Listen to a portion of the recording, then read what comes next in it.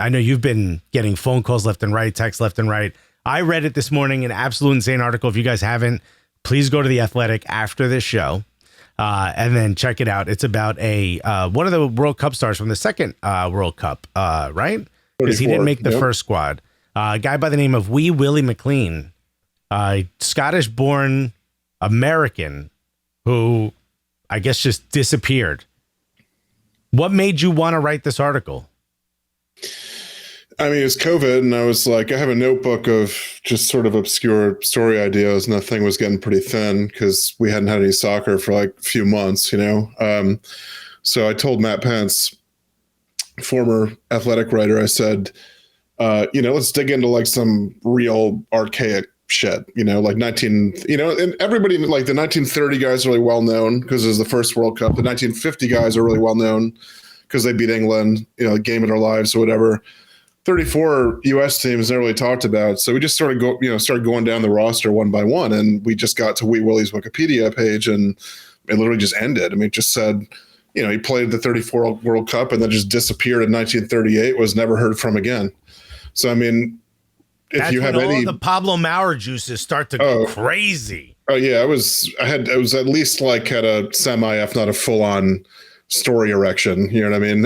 So I immediately obviously got to work. It turned into like a 2-year long sort of obsession that still really isn't even over. I mean, like you said, I just got a call from one of Willie's family members sort of talking my ear off about stuff. So, bro, the funny thing is you didn't tell a story. You just uncovered a bunch of information, and there's still so much more. By the way, we're being told, Morgan Tenza says Pablo and Alexis are a dangerous duo. I agree. I would just say switch the names. You know what I mean? Alexis and Pablo. Also, Andrew Johnson is adding something to the conversation saying, Pablo, do you want a 2003 Jetta? I feel like it's not old enough. Yeah.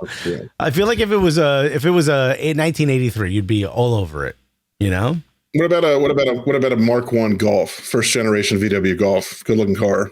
I had one. I would take. I had a 1984 Volkswagen Golf GTI, and it was an absolute piece of garbage. Yeah, I towed it in. I towed it in from Long Island. I was going to rebuild it with Euro bumpers and Euro lights, and I was going to put a 1.8 T in it and the whole nine. And I got so far as to scraping my knuckles while trying to remove one of the 35 bolts that holds the front seat.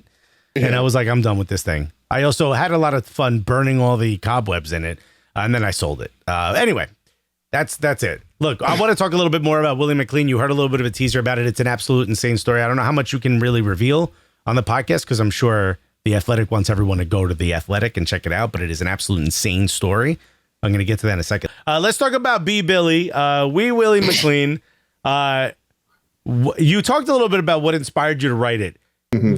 I don't want to give up too much of the story, but I think we can dive a little far into it if you want. It's fine. Yeah. But I don't want to go crazy. But one of the things that I like about it is it reminds me of that documentary that I saw of the guy who was trying to figure out, does doping help you win the Tour de France? And then next thing you know, he uncovers, Russian doping scandals. It's right when I thought the article was going to be over, it felt like I look over and I realize, I'm halfway done. And this takes a pretty wild turn. One of the things is the player seemingly disappeared, and he did because he basically left and changed his name. Yeah, so the background here, this guy was on the 34 U.S. World Cup team and just vanishes in 1938. And it turns out this guy, Willie McLean, has a daughter who's still alive. She's 91. And shockingly enough, she is like willing to talk to me at length and willing to participate in all this. So, I interviewed her and she said, yeah, this dude literally told my mom he was going out for a pack of cigarettes and never came back. It's like the old thing you hear about deadbeat dads or whatever. It's like a figure of speech, but it actually happened. Yeah, when I read that, I was like, they're making this up. I thought that was going to be like the reveal. I thought like the wife killed him or something. No. So he bounced. He sort of like he ran from his family, unbeknownst at the time to them.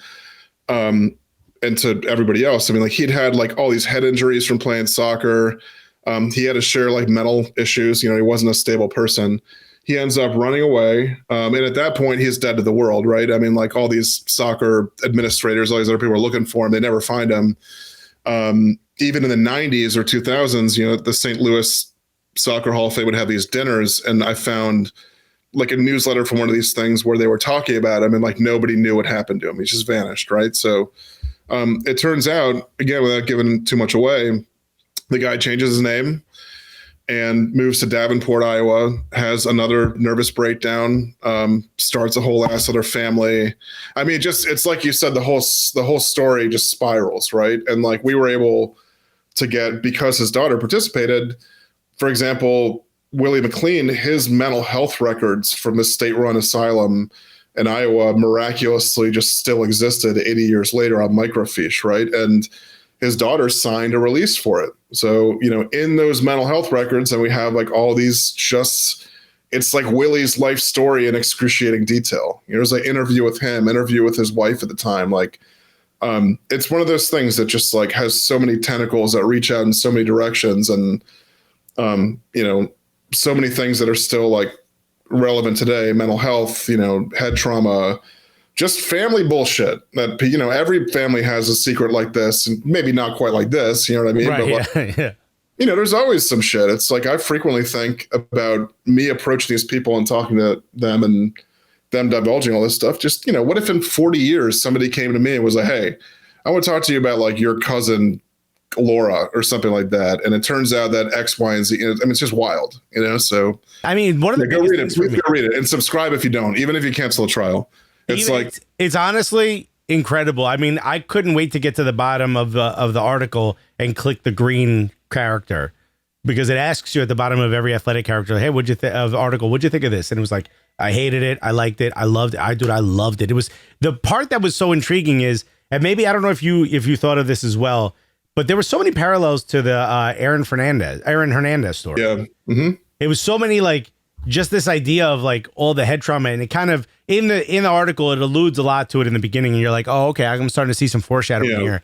But it kind of gave me so many parallels of like, you know, just the trouble someone goes through when they have this much head trauma in sport. Now back then it was just like, no, whatever, you know, oh, he's having a bad day, you know?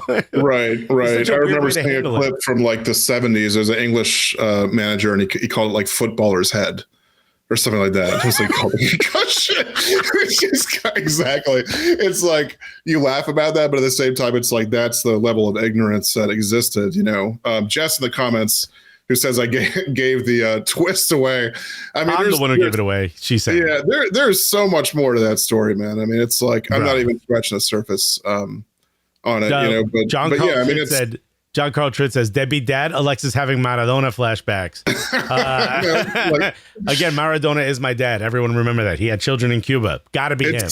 Yeah, it's. I mean, what I would say, dude, is that it's like you know about the Aaron Hernandez thing, and about like his head trauma kind of explaining his mental illness. I mean, it's just one of those things, man, where like people want to make most things black or white. You know, people would be, I mean, Matt and I struggle with it right in the piece, where it's like, shit, how do we like convey the complexity of this guy's life and experience when he did like some really reprehensible things?